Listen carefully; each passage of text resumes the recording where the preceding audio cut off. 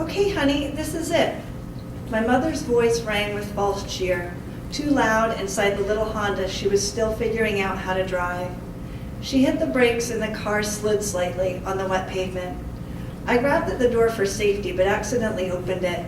Rain sprayed in, splashing on my dress. Damn, I muttered, slamming the door.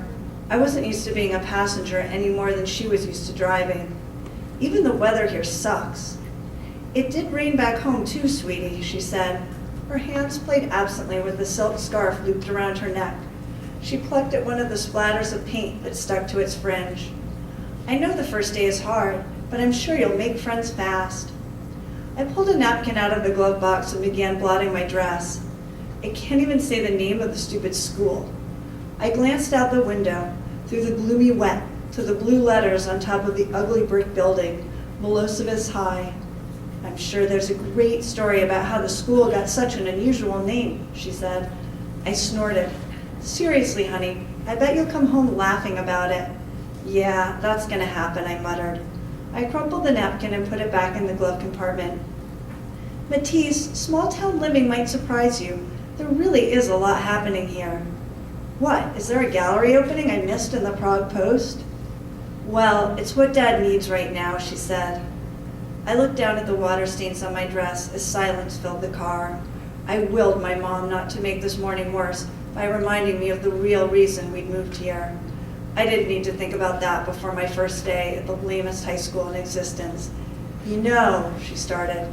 I grabbed the messenger bag at my feet and snatched the black umbrella lying next to it. I'm out of here, I said, opening the door and trying to push open the umbrella to protect myself from the downpour.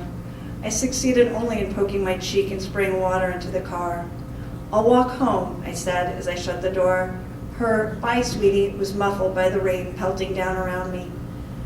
I took baby steps up the path towards the main entrance, trying to keep my shoes dry. For the millionth time, I considered the terrible irony of moving to Prague, a town named after one of the coolest cities in the world, yet pretty much the most pathetic place I'd been to in my entire life. I still couldn't believe my parents had chosen to leave our home in New York City to live here. We'd been in Prague 3 weeks, and I still kept expecting to wake up in our condo on West 78th Street, with the best movies, restaurants, museums, and galleries a short subway ride away.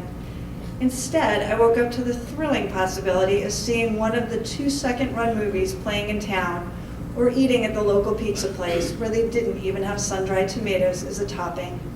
And the nearest museums and galleries were back home in New York City, about 4 hours away. It was like moving from downtown paradise to the suburbs of hell. Once I got inside the cramped school lobby, I shook out my umbrella. The walls were a pukey shade of green, and dim fluorescent lights made me feel like I was stuck in a warehouse. My old school, Upper West Side Friends, was in a gorgeous brownstone with a big fireplace in the lobby and couches where we hung out before school. You know things are bad when you long for a school lobby.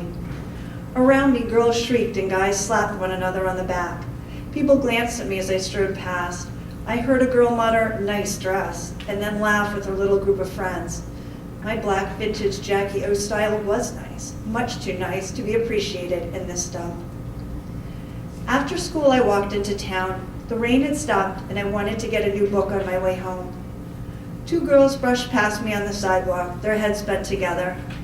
For a second, I thought of the first day of school last year, Cece and I walking uptown to the Mocha Bean, while she told me all about meeting James in drama class.